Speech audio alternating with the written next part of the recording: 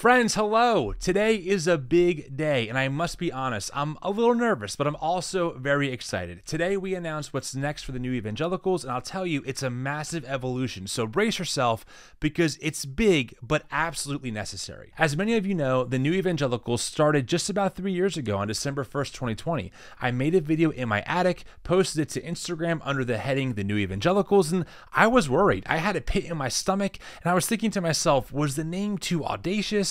Would this resonate with other people? Was I the only person really concerned about the direction of my faith tradition with the rise of Trump, the response to Black Lives Matter, and the COVID misinformation campaign that was being promoted in my tradition? I had no clue what would happen. I just knew that I was committed to Jesus, committed to the Christian faith, and found my Christian environment more and more problematic and frankly unchristian in the way it was behaving. So I had to say something. Well, fast forward 3 years later, and here we are as a nonprofit organization. I am humbled and blown away. Since the beginning, our community has come together to build better paths forward in our beliefs, our culture, and our understanding in the digital space. We know that too many people have suffered from the toxic gospel and political maneuvering of American evangelical fundamentalism. And as an inclusive and Jesus-centered organization that focuses on digital media and digital spaces, you've seen us hold evangelicalism accountable, insisting that loving our neighbor is a non-negotiable through podcasts, posts, stories, reels,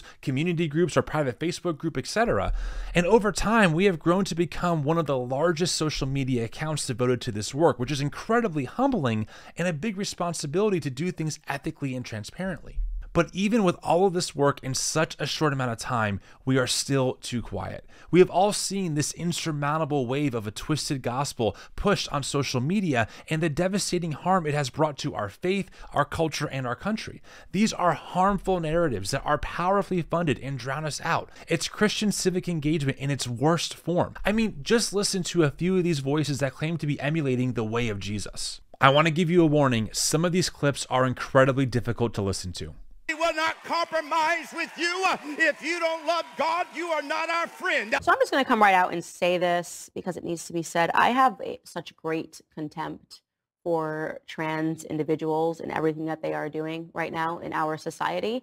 To me, I've yet to meet a trans person that I thought was a good individual. I was going to say Hitler was elected.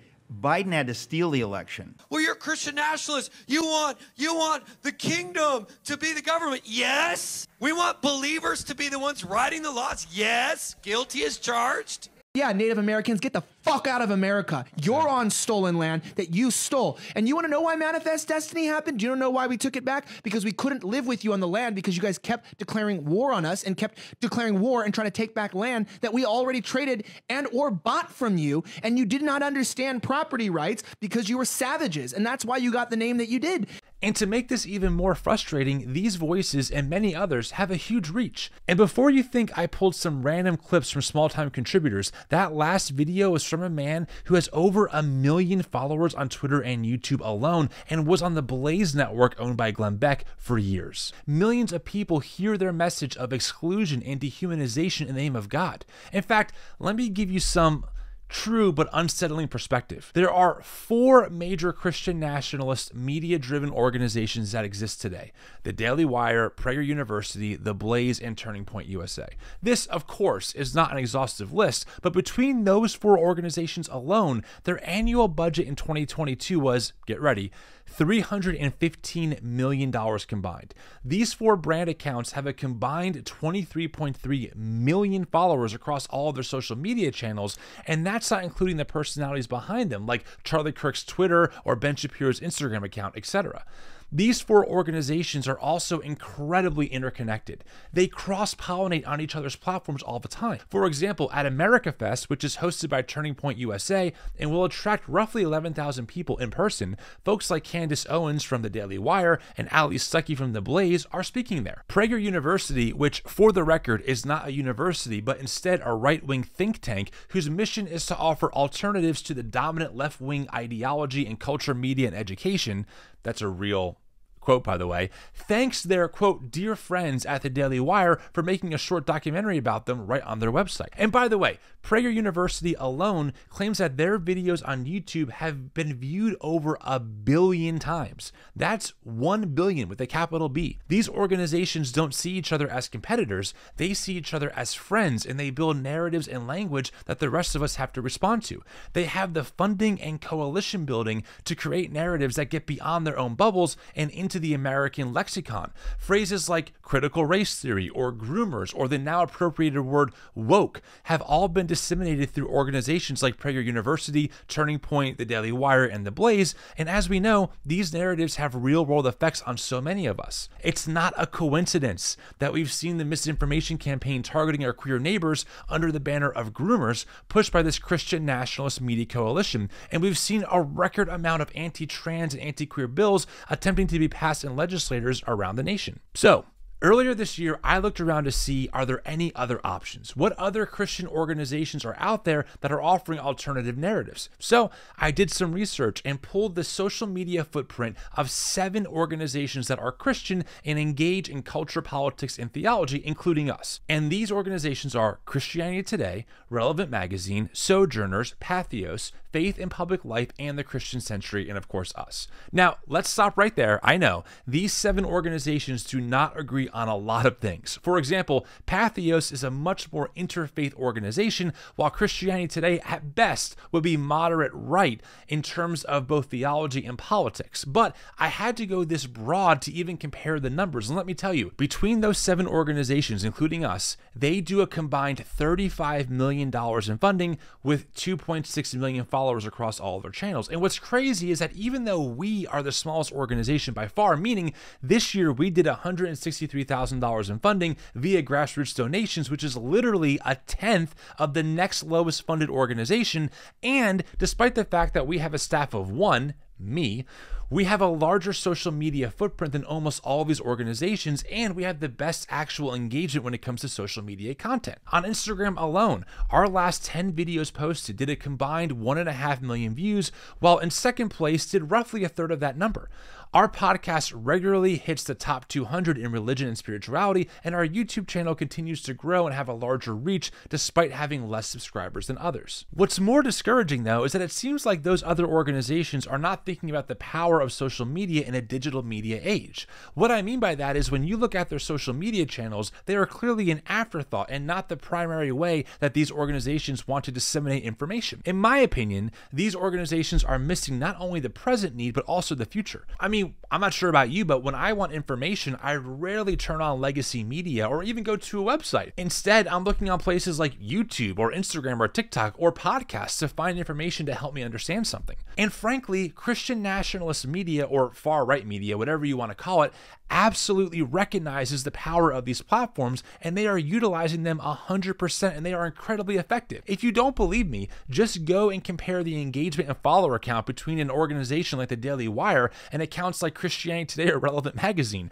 It's not even a fair fight. Look, it's clear that an antidote is needed, and as an organization built completely on and for the digital world, we are in a unique position to create that antidote. No one else is doing this, but we're ready to. It is absolutely time to change this, but we cannot do it alone. This is why Project Amplify is being launched with a big but necessary vision to create a coalition of credible voices in theology, culture, and politics to lead a better path forward for Christian civic engagement fueled by the values of love, inclusivity, justice, and of course, non-dehumanization. Over the course of 2 years, I've had the privilege of interviewing dozens and dozens of people who are brilliant. They are honestly brilliant. They are scholars, they are theologians, they are historians, they are sociologists, they're constitutional lawyers, etc. But so many of them have a very small presence on social media, and who can blame them? It's another full-time job to create content that is designed to take off and be seen by millions of people. And real talk, nothing is more frustrating to me than when I see someone who I've interviewed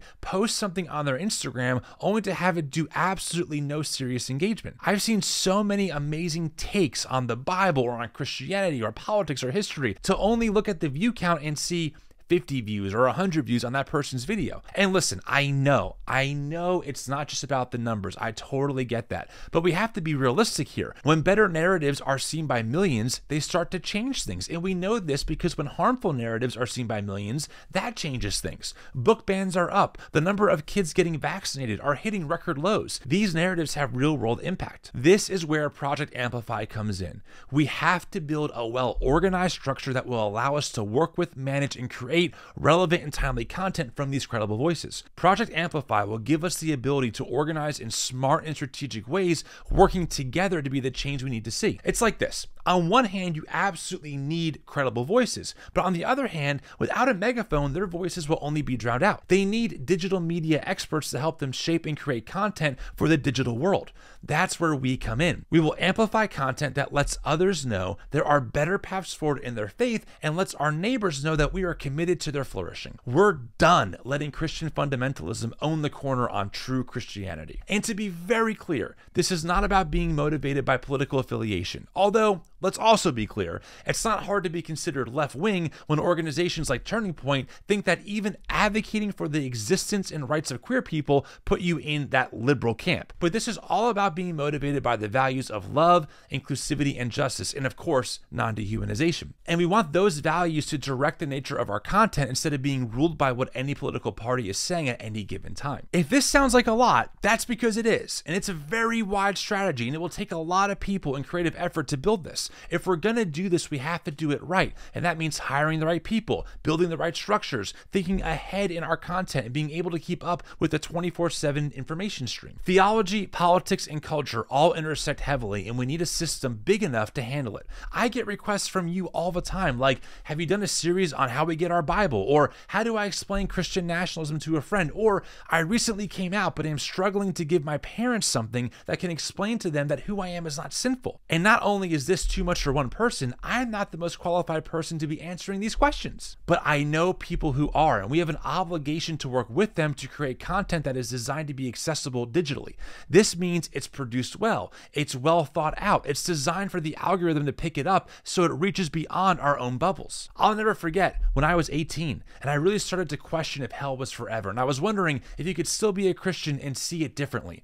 So I looked it up online, and every response that populated were evangelical fundamentalist websites with people like John MacArthur or John Piper or Francis Chan, all answering the question with the same conclusion. The only biblical way to view hell is that it's eternal conscious torment. And for a lot of years, I was convinced that was the only way to be Christian because the other narratives were so drowned out. But imagine asking that question on TikTok or on Instagram today and finding a credible voice answering it in a compelling way. That's what we're talking about. This is what Project Amplify wants to do. It takes a credible and thoughtful voice and it combines it with digital expertise specifically designed to reach people who we all know are asking these questions but don't know where to look. And of course, it's not just theology. We're talking about human sexuality, politics, history, racism, misogyny. You get the point, but it's much more broad than just one topic. Project Amplify is all about expanding voices represented on the channels of the New Evangelicals. Now, I'm not going anywhere and I have some ideas for my part in this, but remember, the name is the New Evangelicals with an S, not the New Evangelical. So what do we need from you to make this a reality? I'm going to shoot very straight. We need to raise $150,000 by the end of this year to really kick this thing off, and then we want to raise an additional $600,000 by the end of 2024. This money is going to things like hiring the right people, paying contributors, getting a small studio space where we can think about content in a more strategic and professional way, travel costs, administration costs, and of course, making sure that we have digital spaces built for people looking to find each other and connect. Now, depending on who you are, that can sound like a lot of money, or it cannot sound like a lot of money. To me, that sounds like a lot of money. That sounds like almost $1 million. In fact, our stretch goal would be to raise $1 million by the end of next year. That's audacious, I know, but frankly, we live in audacious times and we want to do this right, and we have to build this with urgency. We have a faith that's lost its way, a country in deep crisis, and a culture waiting for Christians to do better. With the 2024 election right around the corner and a wave of harmful rhetoric filling the digital space, the time is now to make this happen. But I have good news. We've been meeting with people behind the scenes for months months, and we have contributors who are ready to go and excited to work with us. We all believe this is needed now more than ever. We need to unify. We need to stop working in our silos, and we need to build the coalition of credible voices needed now. Project Amplify is about doing this together. And yes, we absolutely need your donation to make this project a reality. Here are 2 ways you can do that. First, you can make a larger one-time donation that gives you a bigger tax write-off in 2023 and helps get this project off the ground. And starting today on Giving Tuesday, all of your donations will be matched up to $5,000. That means if you give 20, our matching donor will give 20. Secondly, you can start a monthly donation or increase your current donation to keep the momentum going. Monthly donations are the coals that keep the fire lit, and one-time donations is the gas needed to blow this thing up. No donation is too small. Every bit helps, and it's going to take all of us so we can do it. Click the link in the notes to donate, and let's raise our voices together to be the better way forward right now. This is the future, friends. I'm excited. I'm nervous, but more than anything, the team and I are emphatically convinced that this is the direction we need to head in. I cannot thank you enough for listening, and I can't thank you enough for your support. Let's find better paths forward together.